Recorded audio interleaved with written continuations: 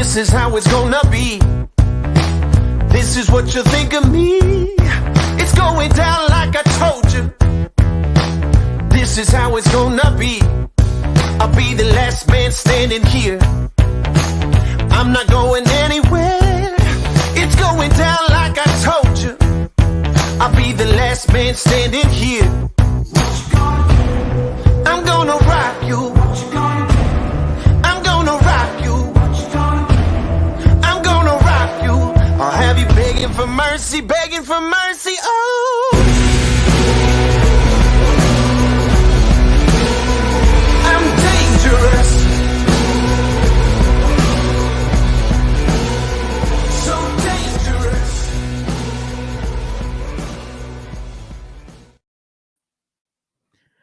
Hello, Body Slams podcast viewers. I am one of your co-analysts. I am Gio Frost, and you are tuning into Thursday Night Slam. Have we got a show for you? Just like every week, I'm gonna repeat that because every week we do have a different show for you with a different guest or different topic, whatever we're touching upon. At the top of the show, you got to see our schedule going by, but that will soon be updated within this month. New shows are being added and new time slots are being added. So the updated version will be up soon for all of our Devereaux sports team. We're trying to hit every day of the week, sometime 2 shows a day. But you definitely want to tune in to Devereaux Sports and check out all of our star-studded podcasters out there talking about all kinds of sports: football, baseball, hockey, basketball, soccer. There might be even video gaming as well coming soon. I don't want to let the cat out of the bag. It's kind of there already. Combat sports, which is the Combat Misfits, deal with MMA and boxing and stuff. But I also want to give a shout out to all our podcast affiliates out there who likes tuning in, share us out. We share them out. The 2 days from the 2300 Wrestling Podcast. That's Dave Keener and DB Richards. Also, Andy, Anthony, and Brian over at the Tornado Tag Podcast. Rob Williams over at the Bob Culture Podcast. All the way from Puerto Rico, Conversación de Lucha Libre, as well as Backstabbers Wrestling Podcast. But without any further ado, this is Thursday Night Slam. You know how we like to get into our interviews hot and heavy and keep things moving. I'm going to bring in, well, this is going to be a little tough for me because they might be scrapping over this title when I say the Better Bernard, which you all know, everyone who tunes in. He is our lovable, huggable guy. He is our Saint Bernard. He is the king of the Bernard brothers. He is Mikey. Hey everyone. I know what am I doing on Thursday Night Slam? I'm the Better Bernard, as he said. I am the king. Well, your sire. Tonight, we are humbly gracing the people out there. This is your debut. This is your solo debut. Doing a interview here on Thursday Night Slam.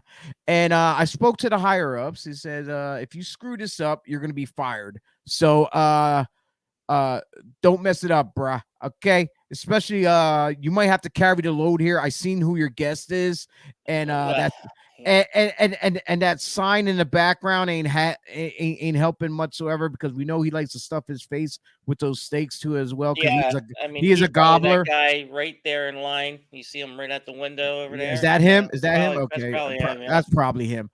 Yeah. So so what's gonna happen right now is I'm gonna jump out of the room, Mikey. You're gonna take it away. You're gonna introduce your guess. And I want to let everyone out there know the chat room is open. So I'm going to say for yous to chime in, questions and comments. Let's roast this guy because the majority of us all know him. So let's make this a Yes. roast fest. Okay. So Mikey, I'm out of here. The show is all yours, brother. Thank you, Chio. Thank you very much. Ladies and gentlemen, I do have a special guest which we all can chime in and roast on. He comes all the way from the Shady Maple Buffet, and he is also known as a Hall of Famer to the ACPW. He is Frankie Frizzo. Frankie, where are you? Frankie, come on. Come on, enough with the cheesesteaks. Let's go. Jump in here, will you? I'm sorry to inform you. I was just looking at the control board and Mr. Frizzo somehow disappeared. What?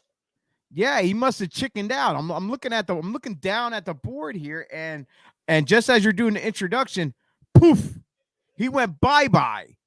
He got stirred. That's what he did. While we're at it, while we're waiting for him to come back, let's give a shout out to our man, Papa Reaper. Excuse me, I've been coughing all day. Papa Reaper's tuning in. Yeah. Hello, Papa Reaper. That is our man Dennis's pop. I'm glad he's in here. But wait, I see our gobbler is back. Let's back? try. Let's know what I'm gonna sit here with you while you introduce him again. All right, just let's in case he runs for the hills again, like he just did, like a scared cat with his tail tucked between his legs. All right. All right, here. Let's try this again. Okay, from hiding behind Pat Steak's restaurant behind me, probably gobbling down a cheesesteak, all the way from the Shady Maple Buffet as well. He's known as the Gobbler. He's also known as a wrestler. We're trying to figure out what is a Frizzo. Here he is, Frankie Frizzo. Hey. All right, gentlemen. Now that he's on, I'm out of here. By the way, our man Paul's checking in. What's up, brother? How you doing? What's up, Paul? I'm jumping out. Mikey, he's all yours. All right. Hey, Pat, welcome to Thursday Night Slam, brother. What's up, brother? And first of all, let's clear the airways here. Let's clear the airways. I've been hearing you for months with this loser Chio of yours. Okay, first of all, Chio's got to remember who beat him up in 06. Okay, but Chio forgets that him and TA got a beat down from me and my man Dr. Spider. I'm not going to go there. No, kidding. Mike, but you got to remember, I'm the better Bernard. No, I'm kidding. No, Mike, I'm glad to be on, and I'm ready to talk some wrestling. Oh, well, it looks like one of the fans out there, they were enjoying the show until that you jumped on. It's Chris, I'm very sorry. You know, we're just going by the script here. This is what the higher ups have in store for us. So try to enjoy the show with us. He's a buffoon himself, so he's another buffoon. So I mean? Pat, let's go all the way back. Let's go down memory lane, shall you? And let's go. What got you into this crazy world of wrestling? What inspired you? Well, was it the backyard wrestling? Oh my God! More. Shut up, Austin. Who's that clown? No, and Mike, yes, I mean, it was before all the backyard wrestling days and all that stuff. I mean, obviously, when you're a little boy, obviously, I was growing up, it was obviously like the Hogans of the world and Bret Hart, and we always had my favorites, The Undertaker, growing up, and then when I got to my teens, it was Triple H, actually. and I know like a lot of people, say it's a markish kind of thing to say, but it really does. Triple H had something about this early 2000s that made me want to become a wrestler. Shut up, Gio. um, thanks, guys. Hey, there you go. There you go. There you go. Dave. Has arrived. Yes. Look, that was my first. That was my first ever tag team partner back in my backyard days when I was a kid. So, yeah, me and Dave used to tear it up in the backyard when we were like in the early teens. But no, when I became a pro wrestler, Triple H was the first one that inspired me. Okay. So. Oh God, this is turning off. I know. This Triple H had some words for you. What were those words? This is quickly turned into a roast fest. Oh yeah, real quick. Real quick. A-lister. Hey, I guess the Miz is going to be showing up now. So go ahead, Mike. Continue. So yes. So you and I both know that. Thank you, Paul. There was a lot of dangerous stuff too, as when involved in that backyard wrestling. Like, I'll never forget Dad getting on you about those light bulbs with the mercury. Like, oh my Dad, it made him furious, man. Yeah, well, we did all this jumping off baseball cage, so we did all the stupid nonsense. We try to have better live matches, all that stupid stuff. Oh yeah. And it's so funny too, because before I stopped associating with some of the people I used to hang with in Philly, they put up videos of a promotion that's what they do, is pretty much backyard wrestling with a ring, and they're doing all this crazy nonsense. And I can never help but think, like, stupid. There's workers that I know, and professionals that would call these guys idiots, which they are pretty much, look, from experience. It's like I said, when you're a kid, it's you get the hype, but when you become a grown man, you should know, don't do it. Yeah, save yourself, and look, and those backyards now are getting crazy YouTubers, but don't do it. Be smart. Go to get trained, get professionally trained, know what you're doing. Because if you don't, you're going to get someone hurt or yourself hurt. That's a true thing. So that's all it takes is one missed spot, and your life is over. Right. Exactly. So, especially like what Dad will warn you about, if you got cut by those light bulbs, man, it's mercury. You will keep bleeding. You will not stop bleeding it. So it's very dangerous. Not smart at all. Anybody watching this that's doing that, as he said, and many other workers will tell you, man, stop while you're ahead. And speaking of wrestling schools, how did you get started in wrestling school? What was the first one that you joined? Well, believe it or not, I got a phone. I'm actually a guy used to work when I used to work down in Devereaux Park. When I used to work at a school, the summer camp for kids. My buddy Anthony, my boss, is like, listen, I've got a wrestling. I know you're interested in pro wrestling. Here goes a wrestling number, and here I'll talk to Captain Lou Albano. God rest his soul. And he had a promotion out in Wildwood, and I went to go out there, and he called me back and said, yes. I can't forget that. I know he does, Paul. I know he does. So, but yeah, back to our story. Yeah, I remember Captain Lou called me back and said, listen, King Kong Bundy has a school closer to you. Here's his number. Give him a call. I gave King Kong Bundy, God rest his soul, I gave him a call. He called me, within 2 days, he gave me a call, and boom, and got me in the doors. But before all that, actually, I learned the most important message of all professional wrestling. And still this day, and I got to thank this man. His name is Dr. Ice, Scotty Ice, because if it wasn't for him giving me this great advice, I would have probably been hurt somewhere, literally hurt, because he gave me the best advice. He said a long time ago to me, let the veterans call the match. Don't say a word. You shut up. Just don't say a word. Right. And believe it or not, it's worked out for me for my whole entire career, because anytime I got in the ring with a vet, I kept my mouth shut, let the vet call the match, and I just stood there and let him do whatever he wanted to do. And like I said, Right.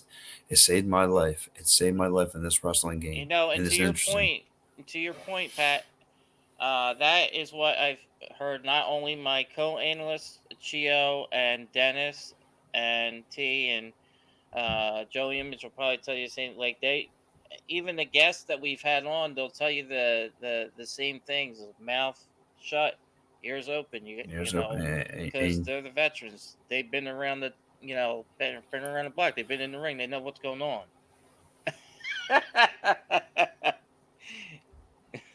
and believe it or not, Gio, Mike never did the backyard bit. Mike never did it. Mike was a little too old for us already, so he kind of was just. Actually, believe it or not, Well, Gio, I remember. hold on. Let me continue here. I remember, Okay. if Gio, if you're listening, Mike, and my brother was actually hung at during 2000 era. We're hanging with Mike Thorne and a couple other indie workers. Yeah. Like Heartbreaker, Hard Rock. I'm just trying to think of a couple other indie workers. There's a guy, Johnny Walker. Johnny in Walker. Soul City Wrestling. Yeah, they took us down there and had us bump around the ring and all sorts of stuff, kind of. But yeah, that was well before my time. But like I said, but back to the wrestling school. Yeah, like I said, once I got in there with Bundy, I started learning how to bump. Learning how to and I got to go back to my trainer, and I'll start here with Johnny Greco, teaching me psychology, teaching me from the beginning how to call a match old school, start to finish. Cue Ball Carmichael, another great name that's out there. Another guy taught me, great psychology from start to finish. I learned. Thanks, guys. Best, thanks, guys.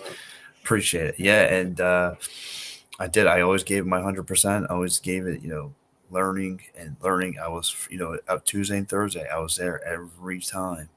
Me, Vinny the Fixer, Chris Steele, a couple other cats. Right. We with Angel Gonzalez was one of my students with me in the classroom. And we would just run roads and do drills. Like Bundy didn't play. Bundy has do drills. Yeah, I was gonna say Chris did not play. No, he didn't. I remember going and watching you do some of your training and some of your matches. And I kind of like how it gave you guys creative control as far as the matches. Let you write down, your input on how the match was go. Because I remember that one that you were being chased all the way around the ring, and then you went back in and got pounded. And I was like, I even said to you, I was like, man, that's like classic TV stuff, man. Like we've seen that growing up. Well, and I know what match you're talking about. It was me versus Greco. Obviously student versus teacher. He gave me the obligation of calling the spot, and I actually called that one. I said, hey, when I start chasing your manager, I'll bump you on the ground on the outside of the ring. I'll start chasing your manager around. You come out of nowhere and pop me with a clothesline. And that was one of the highlights matches. Pops, I love you too. But yeah, like I said, been in that square circle. Took my lumps, took my bumps, learned a lot, and I remember when we were doing Soul City, because Soul City Wrestling is the first one that we came across. How did we come across Mike Thorne? That's how. Mike Thorne was because he was turned out to be like the biggest mark ever. He turned out a lot worse, but yeah. We'll get to that. That's off camera. But he was remember he was Glenn Jimmy's uncle, and we knew him, and then we went out and hung out with him, and one led to another. But yeah, that was the initiative at 14 years old. Start bumping in at Soul City Wrestling, and I wanted it, and there was nothing. Yeah, that was owned by wasn't that? It was owned by now former Philadelphia Eagle, but I can never remember which Eagle it was that owned that. I know it was Hard Rock Hamilton, but I just remember that was his work name anyway. But back to Bundy. I just remember, man, just look, and that was another thing. every Tuesday and Thursday, pay in. Every wrestler can tell you if they didn't, then they're not professionally trained. If you didn't pay your dues, working, your normal shift, giving however many money a month to your school, and then still trying, you're grinding at the same time. And I remember there was a show that Bundy wasn't there, and students thought they can run the show, and you could do whatever you wanted. And Right. Bunny came in the next day pissed, and he sat us all down. It was me, I'll never forget, me, Angel Gonzalez, and a couple other cats. He sat us all down. He said, "I'm going to give you guys the whole summer off. Don't even think about the show. Don't think about it. I want you guys to take the whole summer off. Come back here in September." He's like, "If you want to be a wrestler, you got to look like a wrestler." He's like, "I want to see you guys looking like wrestlers. Get yourself in shape." Right. I went from 230 that year to 185 in pure abs, push-ups. Now I can't even do 3 push-ups, but back then I was doing. It got me grinding every day. Every day I was running in through Penny Pack. I was doing my push-ups. Now, did you do anything like ring setup and all that? Yeah, I Simple look, like I said, back to Well, his not simple, but back to his drills. I'm pretty sure Chio could have some drills of his own, but the shoulder drills, the sweep drills, shoulder tackle, drop down hip toss, boom, boom, boom, boom. All those drills. When in the beginning, you set up chairs, you're selling tickets at the door. You got small jobs to do. You weren't touching the ring at all. I mean, if Right. anything, they had you do a spot where you're doing security or playing like if you see on TV, one of these guys who just play cops or something, or ambulance or whatever. Right. You would have that kind of small role in the very beginning, and then when they felt like you were ready to go, they would. And matter of fact, my first ever match was against a guy named Cheeto James. Now, he didn't last long. As a matter of fact, that was his first and last match. But Wow. So yeah, before you start that match, you're getting ready to go out there. How are you feeling? What's going through your mind? you know, it's a catch in a way. It's like a catch-22. You're nervous as heck, but you want this. I mean, you want it. You want to Right. go out Right. there. You know it in You your want heart. this is what you want. It's go time. So yeah, everything you practice and all that stuff during the class, during the weeks and whatever with your opponent, and going over things.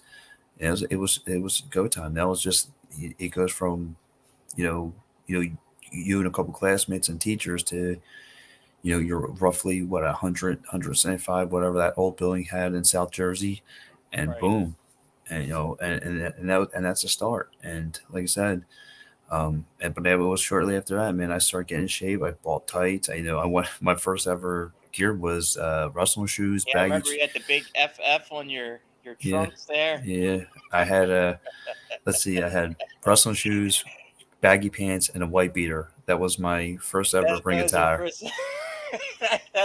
Here's But my ghetto wrestling now. that was my wrestling. I mean, remember cheating, like I said, I remember There you go. wrestling Cue Ball, Carmichael, and all those guys. But yeah, after that, boots, tights, abs, that all came on after. And that September, I start rocking, and then I start getting bookings to places, and you really got to put yourself out there. Going to Right. shows, even if they don't have you booked, you just go there just to sit there, and you never know, you can get booked. Right, Because the exactly. That's the same thing that uh, any worker out there will tell you. uh, Now, the I know you played a heel a lot. Uh, but what my God, what was the inspiration behind being a heel? Like what was it like a promo thing, or was it well, this is the kind of character you wanted to play? oh, Dave, shut up, Dave. Um, well, I didn't want to work the heel. I mean, heel's easy. Anyone could be a jerk. Um, and like I said, I learned it from a lot of good people.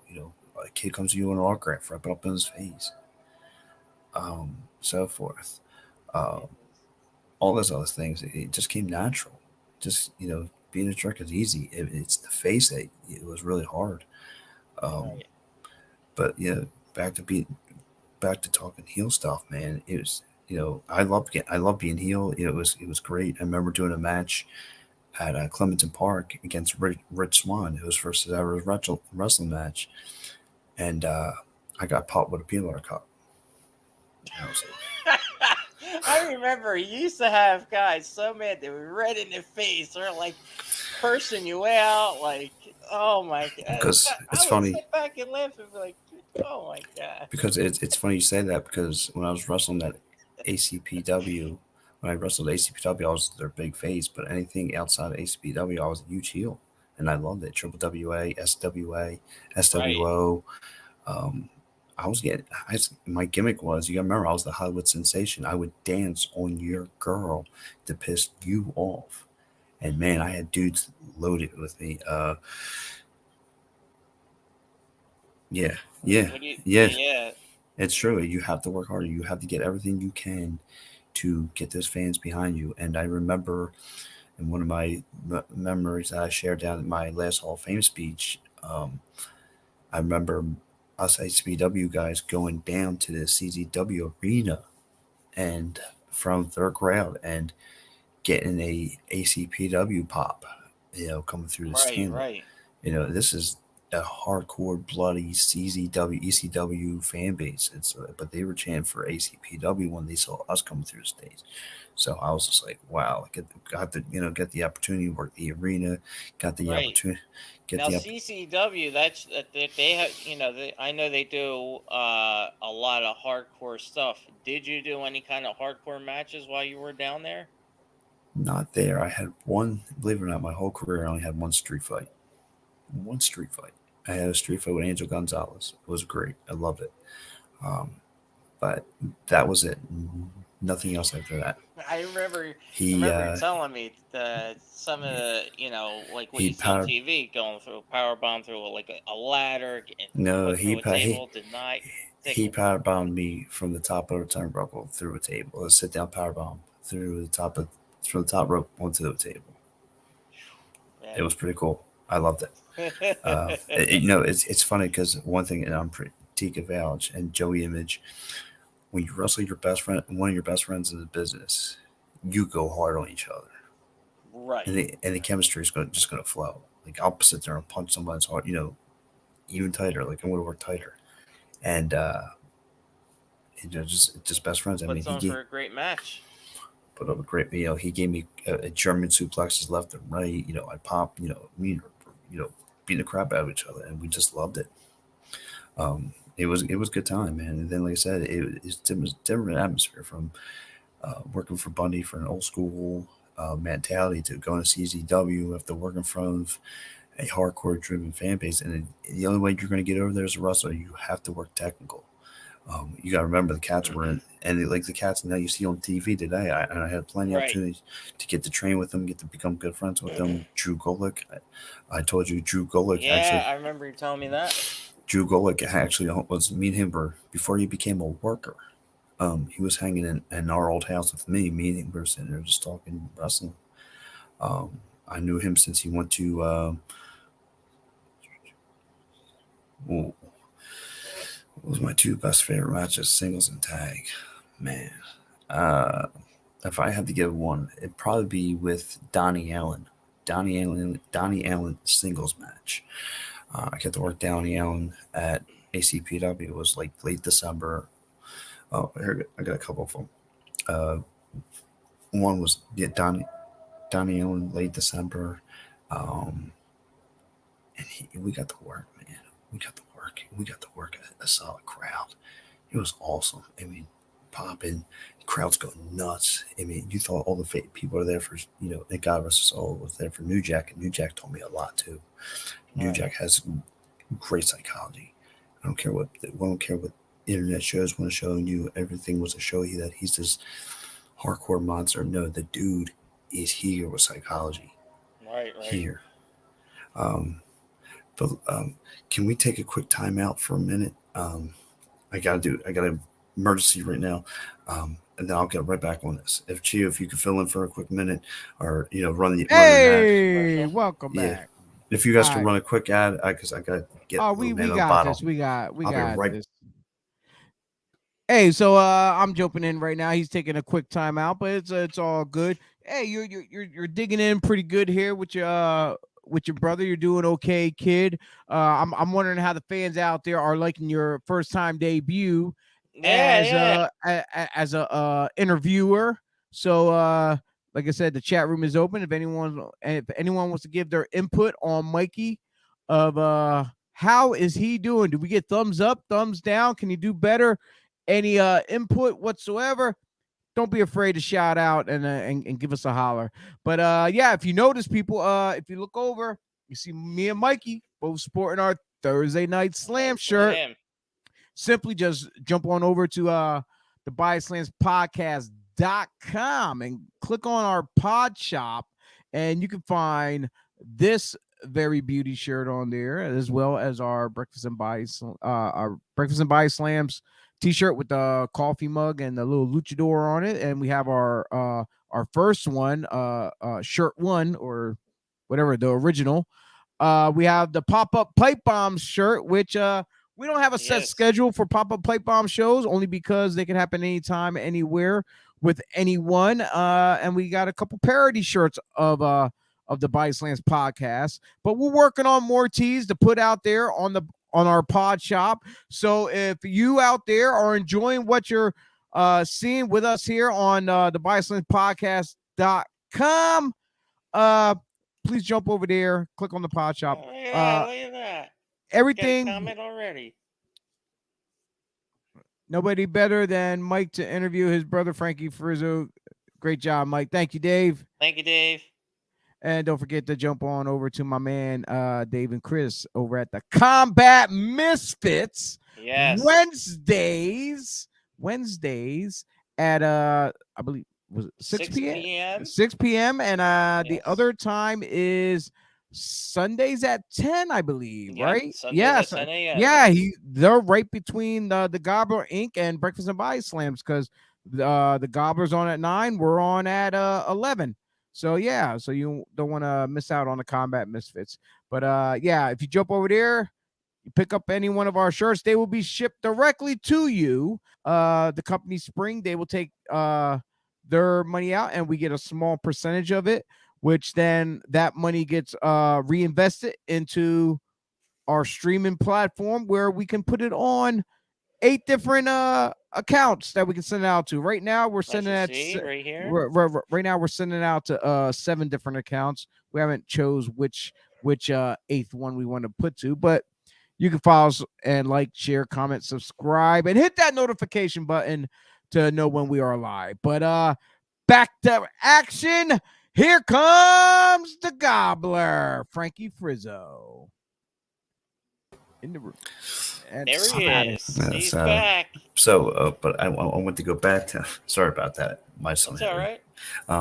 But I want to go back to answering Chio's question about my favorite matches, and I got a handful. I got me and Donnie Allen, like I said, late December. New Jack's on the card. Like I said, learned a lot from him. We tore the house down. Me and him went nuts. I was gonna say, I know you were in some tag matches. Gemini, the booker at the time, booked me and Donnie Allen all the time.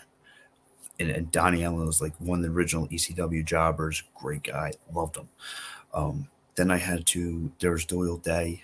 Me and Doyle Day had great matches. I do so Chris to work. He's good to work. If anyone wants to learn anything, Doyle Day is the key. The duo can put you over, make you look good, make you look great. I'm telling you right now, Doyle Day is great. Then there's I had one with Mitch Palooza, and I'll never forget this match. And Gio could probably speak this too well, and all their other workers, Mike Slayer, Joey Image, Dennis Reaper. There was a night that I worked. This guy named Mitch Palooza. There's like 12 matches. Me and him are the main event. I'm thinking this crowd's gonna be tired. They don't care about wrestling. When I came out there working my heel, and Monique was my manager. Came out working. The crowd went nuts. I was gonna say they were bought in.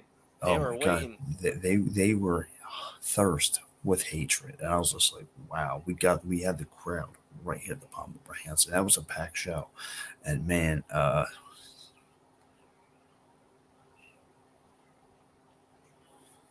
was there anyone in the locker room? Oh, the liquor room. Locker rooms that you could have wrestled. You know what? Like, I'm going to get to that question too. But as far as tag team matches, I really didn't get chances. We worked a lot of tag team matches, believe it or not. Like I said, the 6-man tag down at at the arena stands in my mind the most. Right. Actually, there was one actually I called. It was me and Rob Profontaine versus Shaheem Ali of ROH, and this guy named Big Buddha. We worked a good tag team match. Oh man, that was probably like one of my favorites. Rob Profontaine were a solid tag team.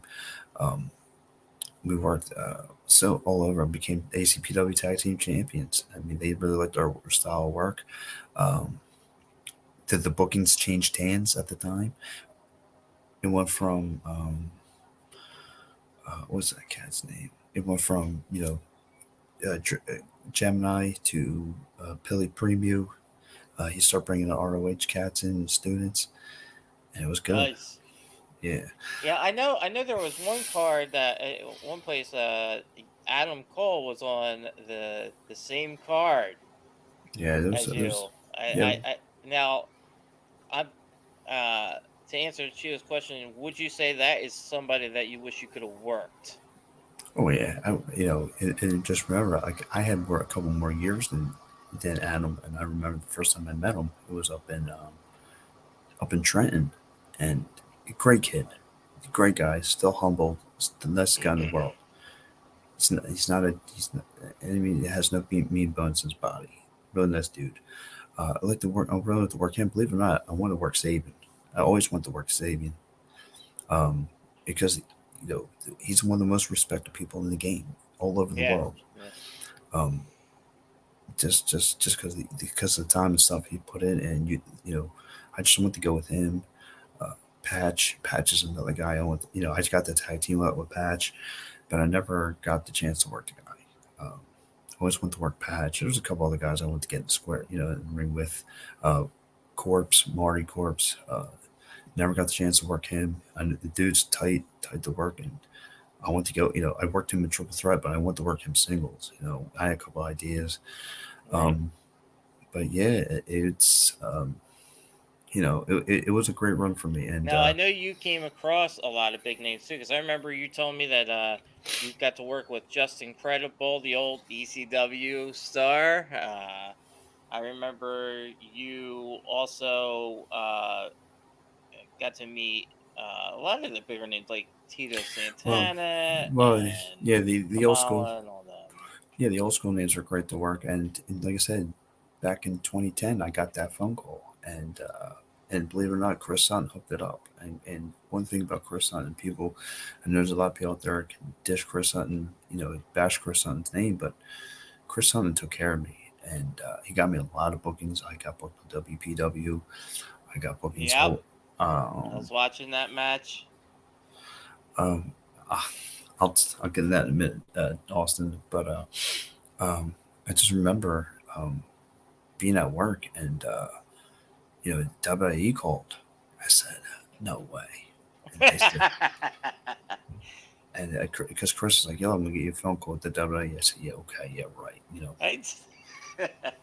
Right? Yo, and I'm telling you, they rang my phone. I remember the interview I had with them. They said, right now, they said, if you want to tell me you want to be the next, if John Cena or The Rock is your favorite wrestler, I'm going to hang up the phone on you. So this is going to lead in Austin's question. If you want to be a pro wrestler, be yourself. Don't look for, you want to be the next Ghostbuster, you want to be the next John Cena, be yourself. Right, be the next you. Because the WWE looks to make your gimmick into your personnel. That's what they make your gimmick off of. Right. And point taken, look what they did with Paul Bearer. Who was Paul Bearer? Before it became Paul Bearer, he was a funeral driver. He got the job. So yeah, he was Undertaker's manager. Yeah, but he was the real life funeral driver. So Vince made a gimmick off that. That's what Vince wants. So like I said, and it was the hard. And look, they told me have my tapes in now, have everything in now. I was the first person they contacted when they had to toughen up. They said the first people they have lined up, get your stuff in. And look, I was I fell in love at the time, and it took me out the game. Because that's what really, I walked away from pro wrestling because I fell in love with somebody. You don't know you're going to get cut. You don't know anything. Am I going to be with the same person? Right, What am right. I? You were just starting a family when they called you. What am I going to do on the road? I mean, there's Right. crazy stuff. Exactly.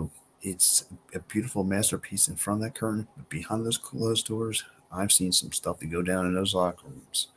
Some scary stuff. I saw childhood heroes do things. I was like, wow. But Wow. that's like I said, I'll save that for another conversation. Right. Yeah. Um, I got you. but like I said, but yeah, I love the ride. I love the publicity. I wish I would have done it now. Like there's like 5 major promotions out there: WWE, TNA, AEW, NWA.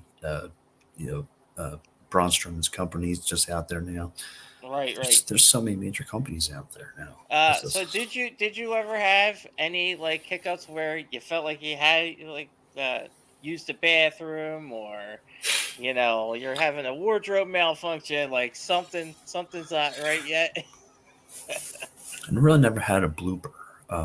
Actually, I mean, there's times I forgot a spot in a match, like I'm working somebody, just crap, I forgot about that. But like I said, I like working guys like Kwame or Patch because Yeah, I know you used to work with uh, him a lot. even like and great guy to be around with in the locker rooms was my man Patch. Patch was great because he told me a lot of things too. He's like, listen, man, kick punch, do 3 moves, go home. But he's an old school cat, and I love working with Patch. And Patch told me, he's like, listen, at the end of the day, my work belt's the only belt that matters to me. When I have to go, Monday through Friday with, he's like, these wrestling belts are just for the show, and they were. Right. But there's been a couple of cats who, like I said, it's like a big family. It's like a brother and sister. There's people you get along with better than others. Um, so Right. I'm from the majority of my career, I love that. Love being around people, love being working people, meeting people. There's been people who I can't stand. Still this day, I can't stand. Um, and I as a man of faith, I try to do that. But every time I see him, um, and he's actually a name too. Oh wow, a name Mhm. that's on the a major promotion now. Not now. He But he was. was. I Hmm. got you. I got you. So, but like I said, I can't stand him. I can't stand him. And like I said, I can, like, off air, I can, I'll Right. shoot on him all day long.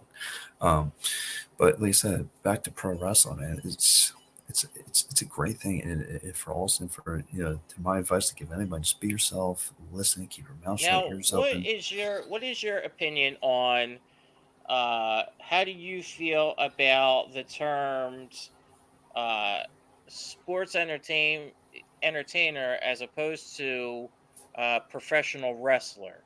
Because let's face it, AEW and WWE, that's where they have their difference. Because one says, no, we're professional wrestlers. The other ones will not even say wrestler, they say entertainer. How do you feel about that as a Well, I worker? mean, WWE is just pretty much tell you it's a work. They're telling you from the door it's a work. I mean, I saw an interview with, I saw Stephanie McMahon on ESPN saying that my character hates, Ronda Rousey. And back in the day when I was growing up, that's like, no. But now there's like, Right. but Right. they let the cat out of the bag. But at the same token, I'm watching WWE, AEW do kind of like the same promos. Like, oh yeah, that's called a shoot. That's called a promo. That's like, you don't tell the fan base nothing, man. Like that's an era where I grew up, and that's what I listened to. Like Bundy, you don't give nothing to the fans. You don't tell them the secrets. Just work. How hard was the decision to walk away from the performing in this? Chio, it's like there's days that he eats. I'm going to be honest with you. There's days that he eats at me because I feel like seeing these, some of the cats and who they just want to. Some cats just want to see what they see on TV and think they can do that now. And right now, I just feel I want to get in there, and there's something inside me that wants to get in there, show 'em. But it's like the best decision is like, listen, man, look, I experienced bad concussions. One of the worst injuries I've had. I was working Shaheem Ali at Right. ACWF. I caught him off a crossbody. My head hit off the back of the mat. I didn't tuck my chin in time. Right. I I was in the Northeast Community Center. Next minute I know, I was in Ambler, PA. I said, "How did I get from the Northeast to here?" They said, "You drove." I said, "I did." They said, "Dude, you were mumbling words and stuff." And That's crazy. That is insane. Yeah. so again, people think, because they see the But it's all. gimmicks, But it's like once you get involved in it, it's like it's in your blood. You it's in your know. blood. It's you. Even like I remember, I know like watching with watching on TV, and especially like I give you an example, Mary would watch the shows with me, and I could call things from watching since we were kids. Things that right before they happen, and then they happen, and she's like, many times I heard her say like, "Man, it's in your blood. It's in your blood. You got it in your system." Wrestling. Like I And said, I'm not. I was never like I did it a month and a half with you, but I was never like a wrestler. I didn't go out like no, you guys. no, Like, you're right. You only did the old school getting thrown. The that company we mentioned, Soul City. You just got thrown and did a couple bumps. Mike yeah, just yeah, it's a different world of clotheslines, leg drops, spot. You learn your spots. This that. Like you said, I will say, and people think it's a joke. No, it's pretty much. I never played football. As a no, it's but not a joke. but Like I remember those being reps. but just being a pro wrestler and being an athlete, running ropes, doing push-ups, sit-ups, it's all that. I mean, I hate when people say, "Oh, it's fake," and that's how they look at it. It's just a scripted show. But like, dude, like there's what people did. Professional wrestling help you transition to the podcast world? It did. It did. It just I did wrestling for so long, and um, like I said, like with Gio, can vouch for it. Just once you're in the game, and you know how things work, you kind of, and stop wanting to be, Frankie Frizzo, anymore. You kind of like, that's where your heart falls out of it, a little bit. But it's just like, Right.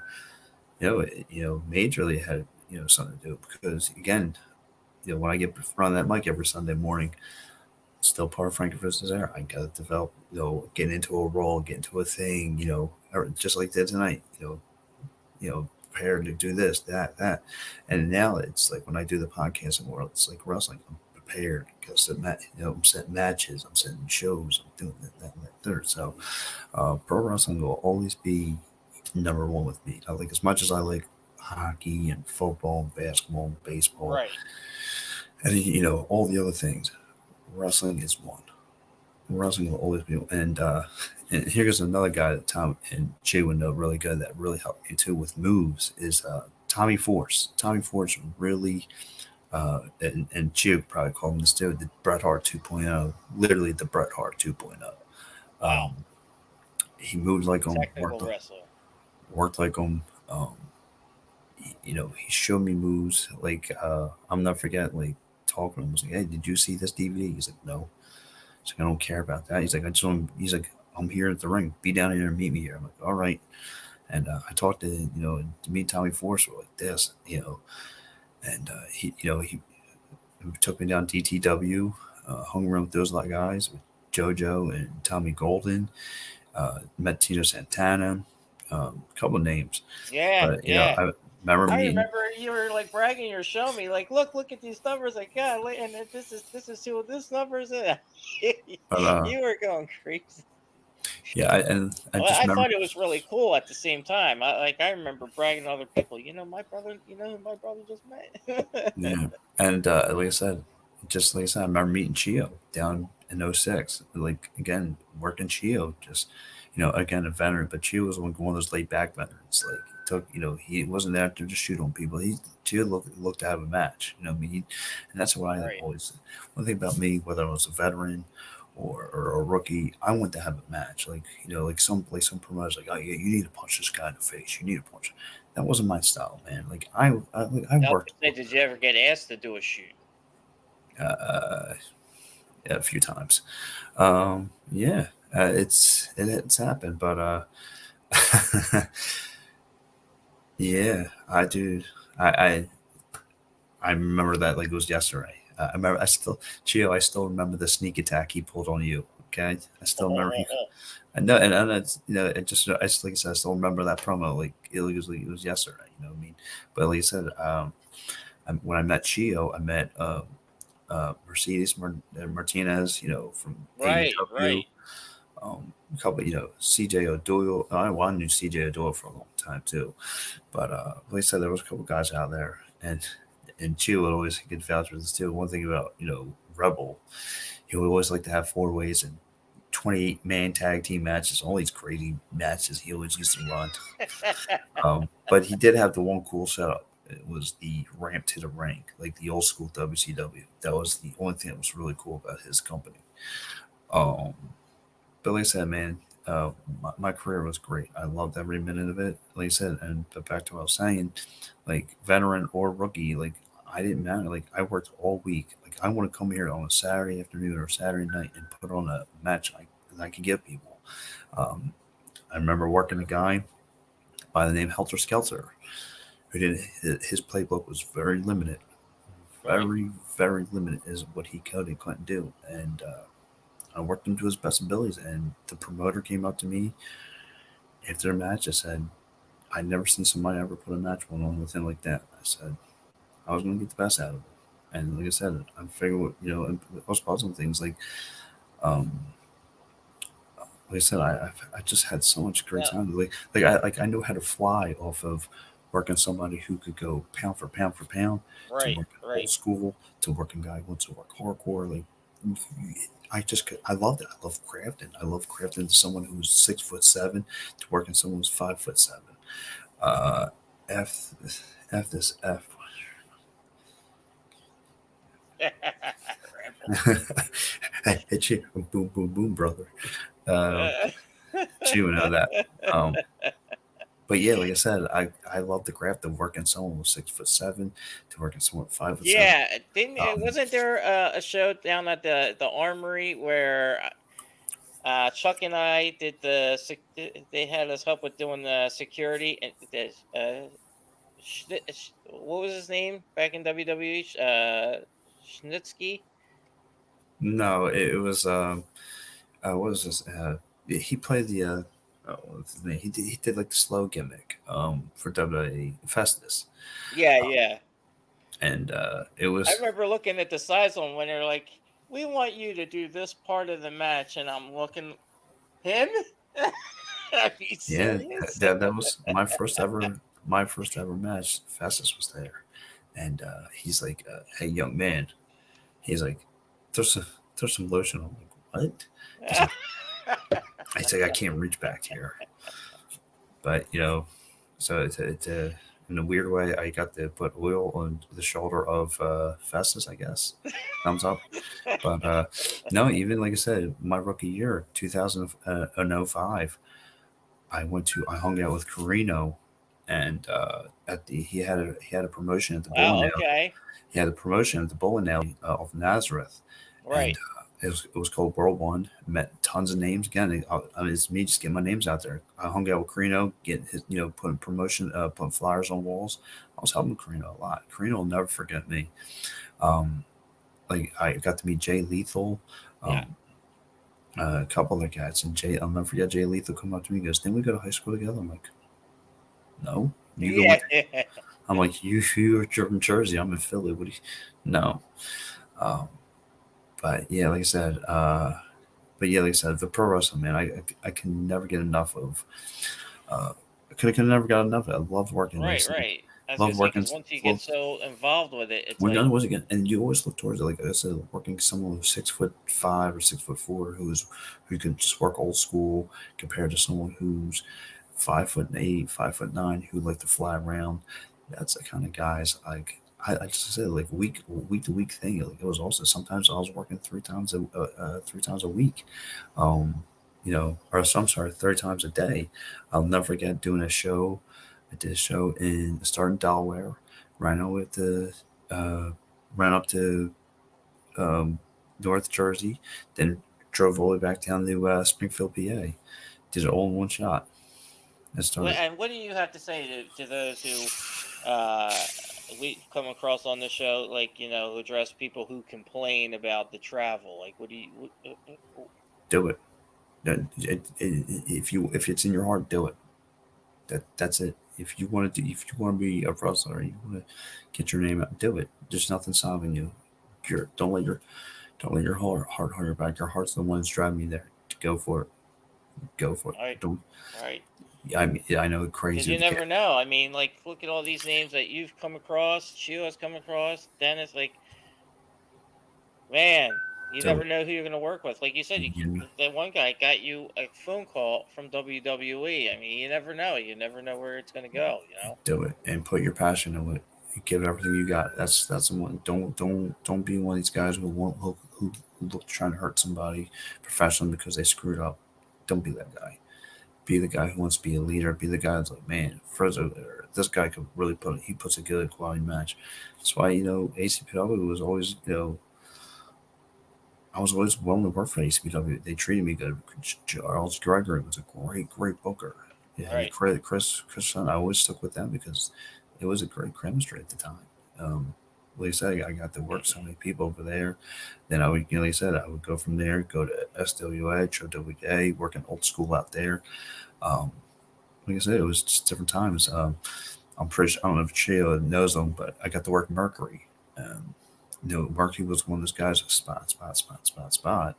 Then, next week I'm working Kwame. It's 3 moves, call it a day. But like I said, they had that kind of mentality, and I loved it. I loved every minute of it. And like I said, I got to learn a lot from DJ Hyde.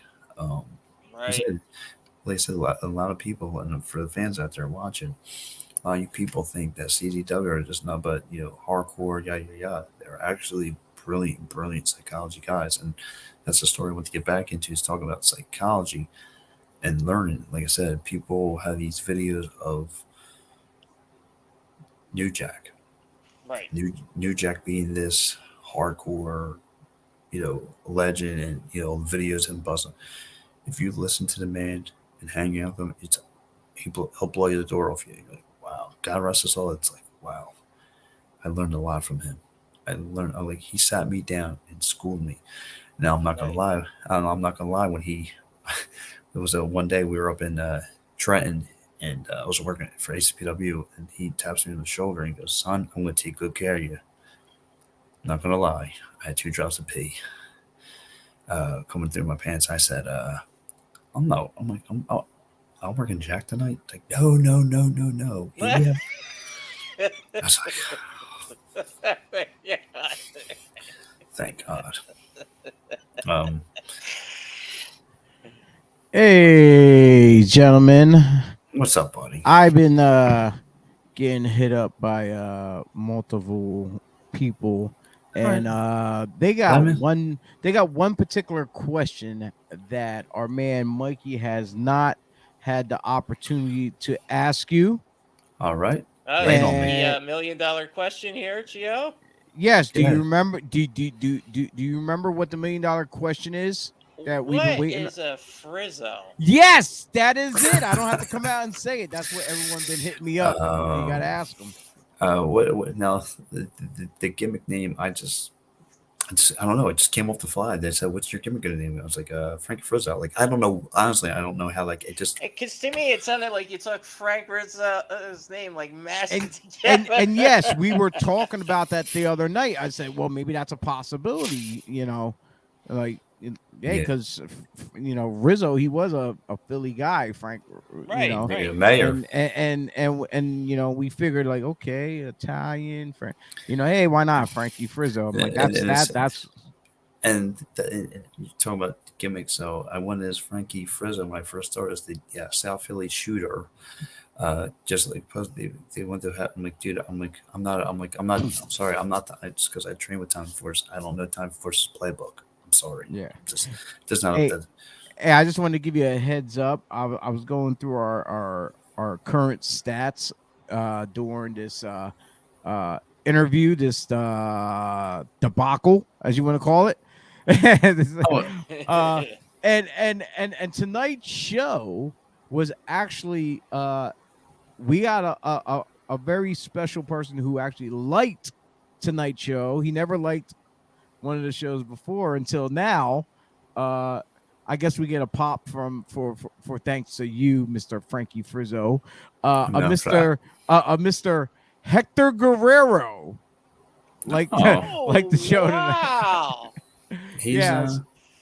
Yeah. So that's a huge plus. That's a huge plus. I can't be that much of a debacle.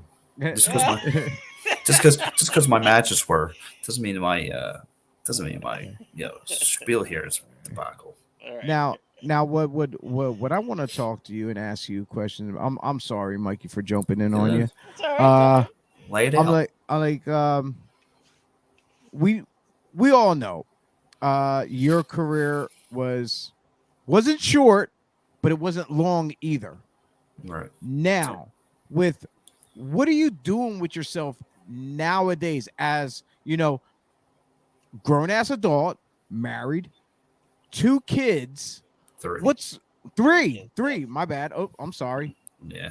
Are you sure they're all yours? Well, I hope so. Not to my knowledge. No, I'm kidding. What is Frankie Frizzo Papinar doing with himself nowadays since he's not lacing up the boots in the ring anymore?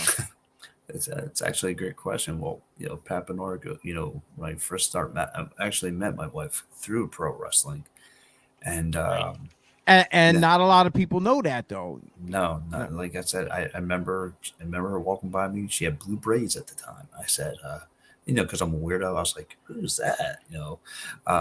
I was just like, and I was with, my buddy. I was with Patch. Believe it or not, I was sitting there with Patch. I was like, "Who's that?" And he's like, so, and then God rest his soul, Hunk Heiser, love him, look at the brother, and he was like, "Frizzy, you got a thing for her, don't you?" I said, "Yeah, kind of, I think she's hot." And he goes, and I said, I don't want to, get involved with wrestlers. I try and keep that separate. I want to keep my head in the game here. He goes, "Hey Mo," he goes, "Hey Frizzo, Mooney said go talk to her. I told her you think she's hot." And so I go in the back, talk to her, and now the rest is history. Now here we are. 10, 15 years later, or 12 years later from removed from wrestling, and 3 kids, married, own house. Now, this is a very important question I just thought of right now. You were going back to your conversation earlier with your brother. You were mentioning about getting a phone call from WWE and stuff. With your wife being a part of the business, was it heartbreaking logically? Like usually, like when there's couples who are in the business, and if one got the phone call, the other one would have been more encouraging. Take that phone call. That could be our shot of where, okay, you could get a contract, it's signed, do something, but it didn't seem like it went that route. Did she not want you to take that opportunity? I know it's a tough question to answer. No, it's a good one. It's a good, hey, listen, you got to remember, just say I got the deal. What am I going to say here? I'm on the road 3-something hours a day, through all the road all the time. Am I really going to say here? Probably not. 2, and I got to give her credit for this one. Lady Devereaux, who was on the WWE campus at the time, she brought this to my attention. She said, "You don't know how long you're going to be there for. When these guys get cut, majority of them are not on Earth anymore." And I said, and it just woke me up to that. I was like, wow. So am I going to put everything and like I said, it was, and I understand exactly where you're coming from. And right after that, I got another phone call. But for TNA, they had tryouts. And, okay. And 2 people they wanted. It was me and Rob Echoes. And because I didn't show up, Rob Echoes got the job. that's the part I'm getting at is if you never took that opportunity to chance, you would never know what your life could be like now. You could have put X amount of years in, put your money aside in a bank account instead of spending it like some people do. They blow it. You could have, just bank that money, and when your time was up, and then when it's finally come home, you got a nice little nest egg that's put away for yourself. You could have, I'm just saying You never it know. could have been there. It could have been there because Still this day, my best friend Eddie calls me an idiot. Still this day, yeah. I am. I am. That's Well, who I am. well, to each his own. Like there is positives, there's negatives, but the reason why I'm looking at it is because being in a relationship with another worker. That's why. If Right. if Monique was just a regular girl that you met who's not in the business, then she wouldn't understand what goes along with the business as well. That's why it was a little controversial with me and my thoughts because me I like I always I hate to say this, I'm like I could be very ignorant just from saying this. There's a lot of times where I would always wish I had a partner in the business that I could share that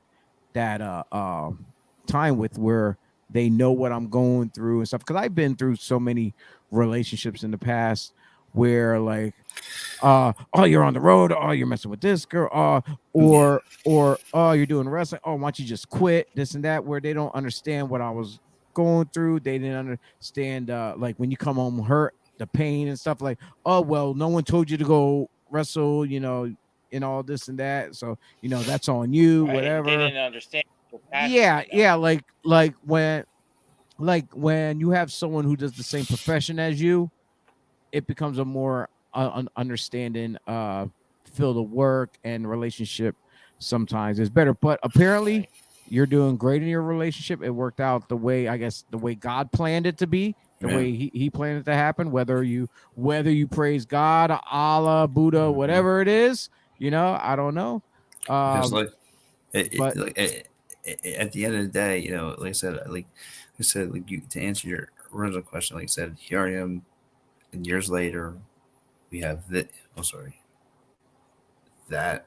Like I said, it turned out great. Like I said, this has become like my new passion. Like even when, and I don't mind training people and giving them advice, because I remember, like my sister-in-law got Miss Jasmine. She was in it for a little bit, and she was in it for a month. And she, like I said, like making fun of me. She was in ROH for a minute, and she was telling me what it was like to be around Bubba Ray Dudley and learn from there. And like I said, I want to coach, give her like what to look for and all that stuff.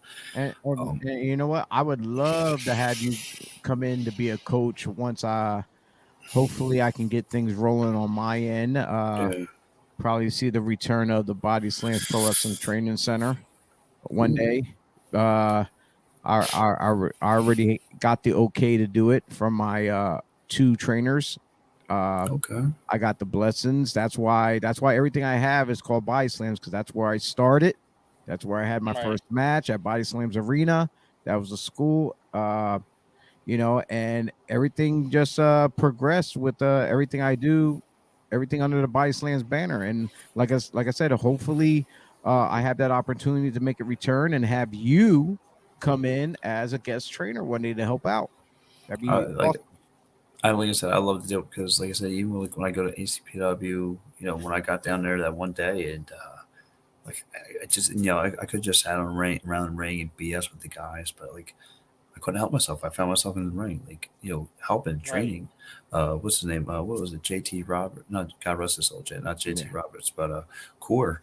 I was in there with him, bumping and shoulder block, hip toss, takedown, whatever, or a drop kick.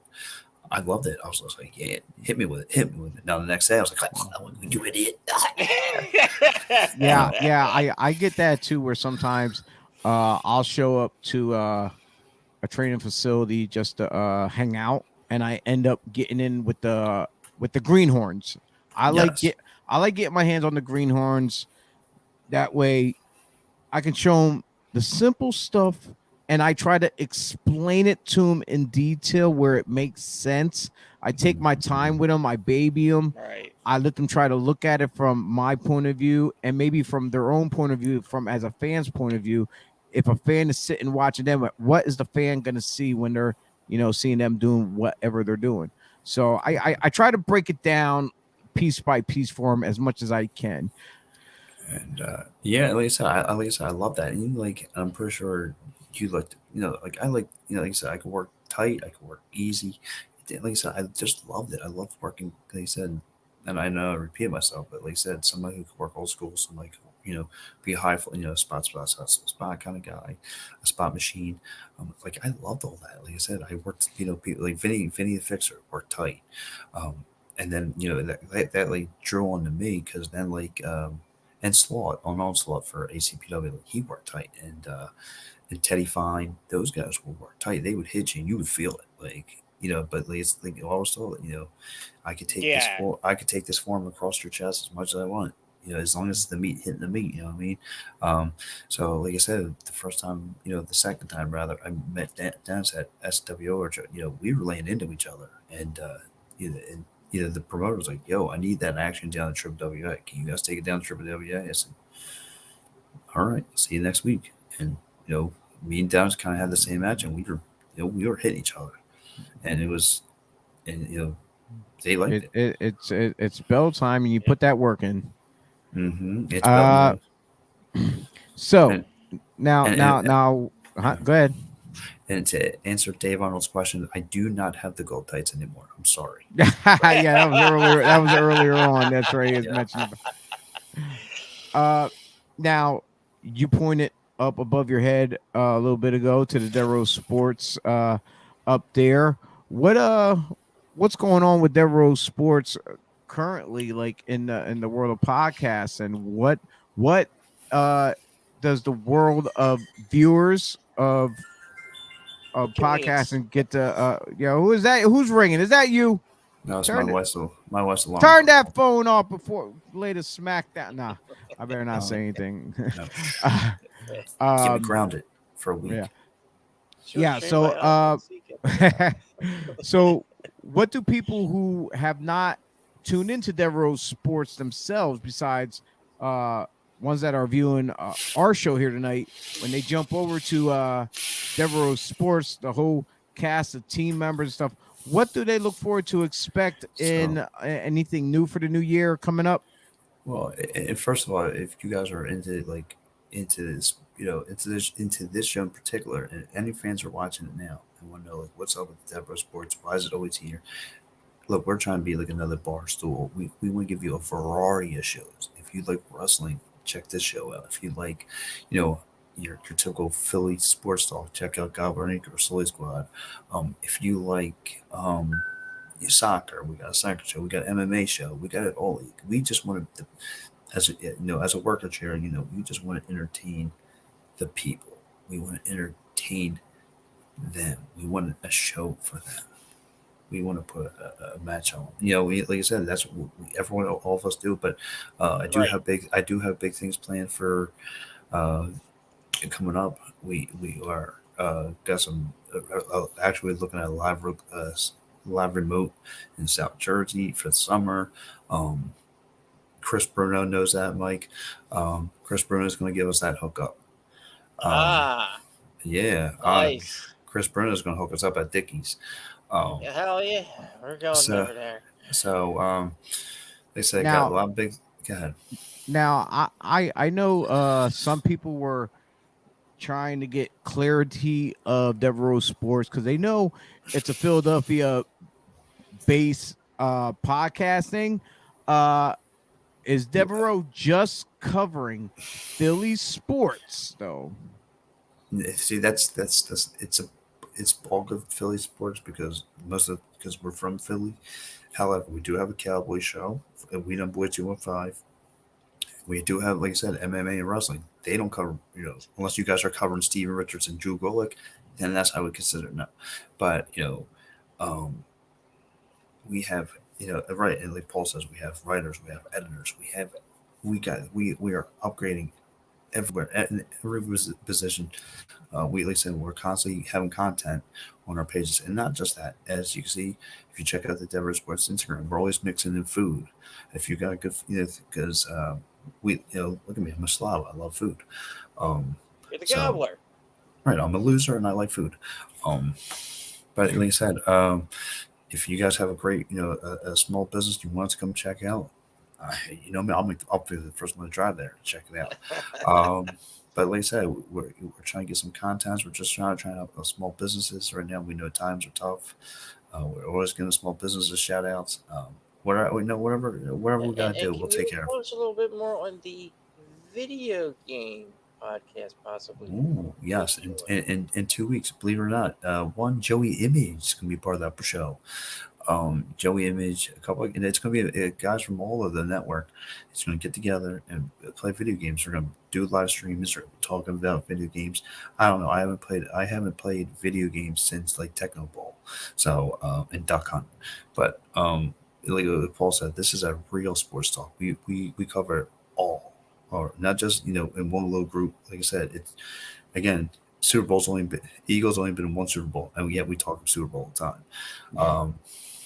You know what I mean? Like I said, we're talking no matter whether the Eagles are in or not. We're talking now going back to that video game show. You said, did they come up with a name yet for that group? That's on Gus's hands, so I'm throwing Gus on the bus. All right, there you go. There you go. So, but like I said, this has been phenomenal. Like talking, like I said, listening to you guys every. Me, I'm first here Thursdays and Sunday mornings. I'm listening to all shows, listening to you guys constantly, trying to put ideas in your head. You're telling me to shut up all the time. I like it. We all give you shit, Pat, but we all love you though. I know. It's all good nature. You want to see all the Devereaux teams strive to be number one. Right. But at the same time, though, just like I let the butterfly go. But the same thing, like with creative, sometimes us as podcasters for our own shows, we like to have that freedom of creativity yes. to do our things. And when people chime in, it's like if we came to you and you had other ideas and we try to tell you something, you want to run yours because, like I said, we all want that our own creativity to flourish. Right. So, and like I said, I enjoy with everybody. I love this team. This is brand new, like I said, and I love what you do, Joe. You get the workers of whether they're a name or not, you bring them on here, and you just want to know about them. And I got to say, big ups to our man Joey Image for that. So far, about a week or two ago, we had Awesome Kong on, and then right before our Thursday show coming up, right before WrestleMania, we have former WWE referee Jimmy Corderas on. Yes, and like I said, it's funny because we go back so many years. You and me, Joey Image, because the first time I met Joey Image was back in 2005 at World One, and just get to know him and hang out with him. Thanks, Paul. Got to hang out with him. He had brown hair, long brown hair, and a goatee. Now he's all gray. But most of us are. Yeah, I still have. Like I said, I've been bitten by a vampire. I'm still, I haven't aged yet, and I still look like a 20-year-old kid. That's a key word. Yeah. Like I said, I know Paul for 30 years. I know the whole team for so many years. And it's just like I said, it's a remarkable thing for me. Like I said, I started this podcast with two guys, talking on Facebook Live for 15 minutes. Actually a couple guys, my cousin Dave would help talking MMA, and it was no longer 15 minutes. And, and here we are now with a freight train of things, and we don't stop. We just keep going forward. That's what I love about it. All right. Well, Pat, it's getting kind of late. We all know you got to be up early in the morning. We got to be in the gym by 5 a.m. as always. And whatever gym you go to. Oh yes, I know. And then you're going to be texting us in the damn group chats, like probably about Yes. 6 or whatever, and I'll tell you, start annoying us before we even get our coffee in our system.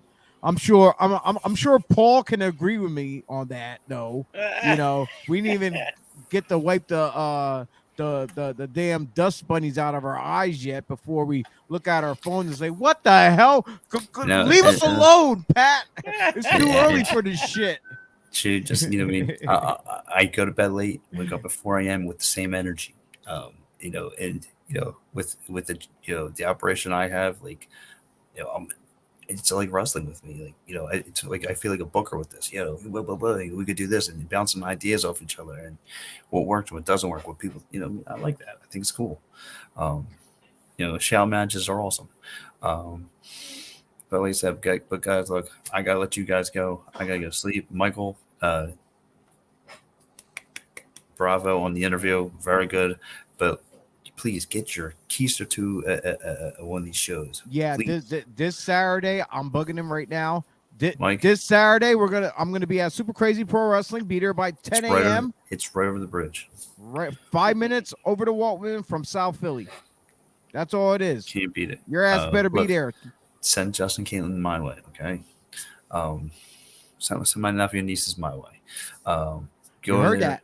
You heard that. I heard it. Don't let me down. Don't give me no damn story of something came up. Because it's like Chia says. It's only get yourself out there, just like me. Get it out there. Hey, walk around with that awesome shirt you have on now. Boom, you got an interview set up. Boom. But listen, let me let you guys go. I gotta get running. I actually gotta get to bed. So that's right, Paul. Shut up, Paul. All right, Pat. Thank you once again for coming on. Thank you. We'll definitely talk to you in the chat rooms. See you, all right, bro. Bye. See ya. Thank you. Oh, wow. You had your big debut today, your solo interview, Mikey. So what do you think? Be your own self-critique. Critique yourself, your own self-critic. How do you think you did? Well, I would have looked a lot better. I'm firing my makeup and hair person. No. No, I think I did. Thank you, I Paul. did all right. I hope I did all right. Yeah, it's the first one though, dude. It's being solo, you got your feet wet a little bit there, and it was a little more easier because it was your brother and stuff. Now the reason why I'm putting you out there like that, I'm saying you have to go to the show on Saturday. You heard Pat drop the kids off over to his house. Bring your ass over, meet some of the guys, pick their heads a little bit, and maybe we can get you another guest from down there. Maybe you can get some more guests on from Super Crazy or any other show, or even when ACPW is around your area, because they're around your area in the Philly area type, right? They're so. Pretty Sometimes much. I think it's like media, but they're close to you though. Somewhat, yeah. Because there's times where I drive an hour or so just to go to the show to hang out, which I did last week. I drove to CCW. I drove about an hour or so, and I had a ball. I wasn't booked, but they volunteered my services, I guess, because he came and asked me. I said, okay. I'm like, okay, I'll help out, even though I wasn't. I think the last time I went to which was actually before the pandemic, WWE had Elimination Chamber in Philly. We're not talking about no WWE, no damn. I was gonna say, I after the show, I ran into, and I can't remember their names for the life of me, but I ran into a few CZW workers. Okay. And I only know because they had they're advertising it. The jackets and stuff and shirts. Yeah. Okay. Yeah. Definitely, dude. You definitely have to get to these shows, get your face out there, wear your product, whether it be this or the Breakfast and Body Slam shirt. But since you want to get guests, I would suggest wear this one, the Thursday Night Slam shirt. You make contacts, and we get them on here, and make sure you have all your notes, and you research the person, and we'd be good to go. Trying to research them is like, yeah. Well, sometimes you gotta think outside the box. Yeah, you have to think outside the box sometimes. And just ask them random question that what usually might come up. So, but with that being said, Michael, would you like to close out our show for this evening? Thank you for tuning in, everyone. You can always catch us, as you see our platforms here down at the bottom of the screen. And you can always catch us this Sunday and every Sunday live at 11 a.m., the Breakfast and Body Slams podcast show on the Body Slams podcast. And Chio and I, you can catch us on Twitter. Follow us on Twitter as well. We don't have our handles up here at the moment, but yes, you can follow us there. You can even follow Body Slams podcasts and see what's going on. You can go to bodyslams.com. As Chio there's our handles earlier, we got merchandise. Right, there's our handles. There's our handles. Yep. So, yeah, tune in, everyone, and like, share, subscribe, and we will see you next time. Peace. We're out of here.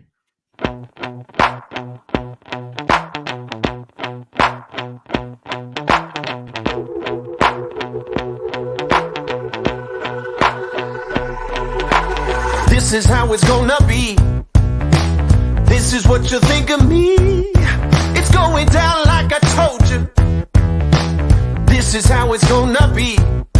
I'll be the last man standing here. I'm not going anywhere. It's going down like I told you. I'll be the last man standing